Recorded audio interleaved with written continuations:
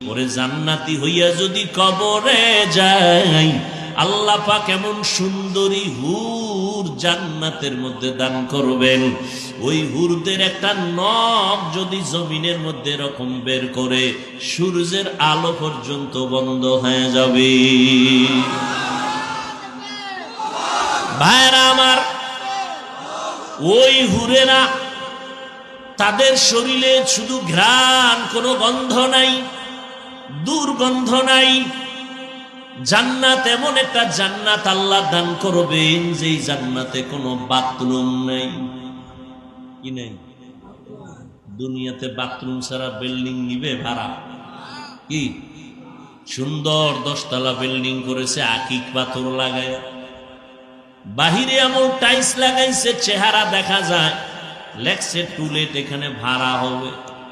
একজন বড় লোক আইসা নাম শুনে আইসা ঘুরে ঘুরে দেখে এত সুন্দর বিল্ডিং, ডাইনিং, ড্রয়িং, বেডরুম অনেক সুন্দর, নিচতলা থেকে 10 তলা পর্যন্ত, বাহিরে ভেতরে কোটি কোটি কোটি টাকা ব্যয় করে এক তাজমহল বানাইছে, কিন্তু এই পুরা বিল্ডিং এর ভিতরে একটা রুমের মধ্যে বাথরুম নাই।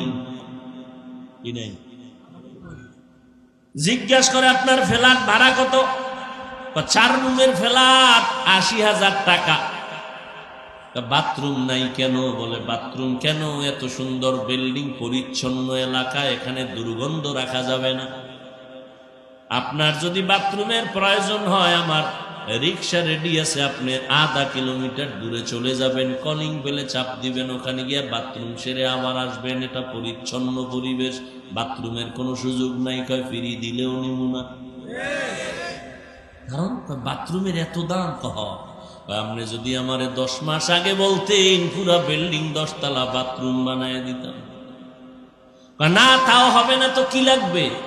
বেডরুম, ডাইনিং, ড্রয়িং এর পাশে একটা বাথরুম বানাইবেন সুন্দর করে। 1 মাস সময় দেন, এমন সুন্দর বাথরুম বানাইছে।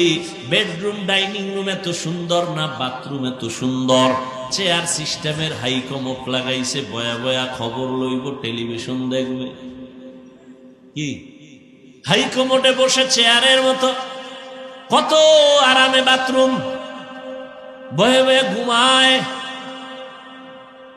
এক কামে অনেক কাম, আবার টেলিভিশন লাগানো, আবার এসিও লাগানো। এত সুন্দর বাথরুম পাইয়া কোনো মানুষ বলে না ম্যাডাম বালিশ দে, আধা ঘন্টা একটু রেস্ট নেই? নিবে কেউ? নিবে না তো। বাথরুম ছাড়া বিল্ডিং এর দাম নাই কেন? ওখানে ঘুমাবে না। পুরা জীবনের সামান্য একটা সময় বাথরুমে যায়, পুরা টাইম বেডরুম তার বিল্ডিং এর অন্য রুমে সময় কাটায় ছেলে মেয়ে নিয়ে। এরপরও বাথরুম ছাড়া বিল্ডিং নেয় না কেন? এটা জরুরত সারার জন্য। ও আল্লাহর বান্দা, তোমার জন্য এমন জান্নাত আল্লাহ বানাইছেন, যেই জান্নাতের মধ্যে কোনো বাথরুম থাকবে দূরের কথা, বাথরুমের ব্যাগ জীবনে কারো হবেই না। সুবহানাল্লাহ। না বেহেশত আযাকে আযারে নবাশত, কাসে রাবা কাসে করে নবাশত। এগুলো আপনাদের কাছে একটু কেমন কেমন জানি বাতাস বাতাস মনে হয় না? এই কারণেই তো তুমি দাড়ি রাখো না, পর্দা করো না, হালাল খাও না। তোমারে সবাই বুঝায় দাড়ি রাখো, তাবলীগওয়ালারা বুঝায়, ওলামায়ে কেরাম বুঝায়, পীর সাহেবরা বুঝায়, তারপরও তুমি দাড়ি রাখো না, পর্দা করো না। আর আমারে দুনিয়াটা দিয়াও দিলে আমি নামাজ ছাড়বো না, দাড়ি কাটবো না। বিষয় কি? তুমি মাওলারে চিনো নাই, এই জন্য মানতে পারো না। আর আমি আমার মালিকের এমন চিনাই যে চিনলাম, আমার শরীরের অঙ্গ প্রত্যঙ্গ যদি আগুনে পুড়িয়া ফালাও, তারপর জবানে আওয়াজ হবে আমার আল্লাহ। ইয়া ইলাহি মুঝসে মুঝকো দূর কর, তাকে দেখো মুঝ মে তুঝকো এক নজর। আমার আল্লাহ কি চিনো না?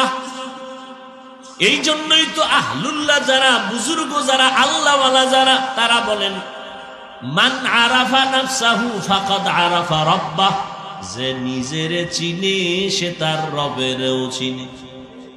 তুমি আল্লাহরে চিনো না কেন? আসলে তুমি তোমারই চিনো না। একজনকে আমার চিনোনি না, চিনি না, আমি তো অমুক দলের নেতা, আমি তো অমুক এলাকার বড় চেয়ারম্যান, আমি অমুক জায়গার কোটিপতি, আমি এততলা বিল্ডিং এর মালিক, এই রাস্তা আমি করে দিলাম, মাদ্রাসা করে দিলাম। পরিচয় দেয় না। একজন বুজুর্গের সামনে বয়ে কয়, চিনেননি হুজুর আমারে? কয় তোর গোড়া শুদ্ধ চিনি। কয় কি? কয় তুই তো নাপাক পানির জন্ম। হুজুর আসল জায়গায় হাত দিয়ে লেছে। কয় তোরে আরো চিনি। কইতাম নি? কহ। কয় তোর পুরা বডির মধ্যে দুর্গন্ধ, তোর ঘাম বের হবে দুর্গন্ধ, তোর প্রস্রাব পায়খানা দুর্গন্ধ, তুই পায়খানা নিয়ে দৌড়াও।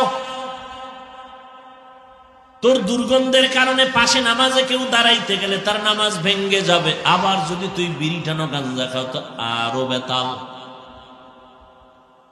আপনাদের খারাপ লাগতেছে?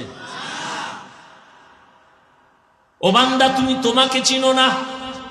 আমি পরিচয় দেই, আমি বড় বক্তা, আমি আমাকে চিনি, আমি বড় প্রিন্সিপাল, আমি বড় মুহাদ্দিস, আমি মুফতি, আমি চেয়ারম্যান, আমি পীর, আমি বড় একজন টাকাওয়ালা। আল্লাহ কয় না, তোর আসল পরিচয় কাফনে ঢোকার পরে যেটা হবে সেইটাই। তুমি টাকাওয়ালা না, পীর না, মুরিদ না, ইমাম না, মুক্তাদি, ডাক্তার না, রোগী, এগুলোর কোনো পরিচয় কাফনের ভিতরে চলবে? কাফনের ভিতরে একটা পরিচয় চলবে, এটা বেঈমান নাকি মুসলমান।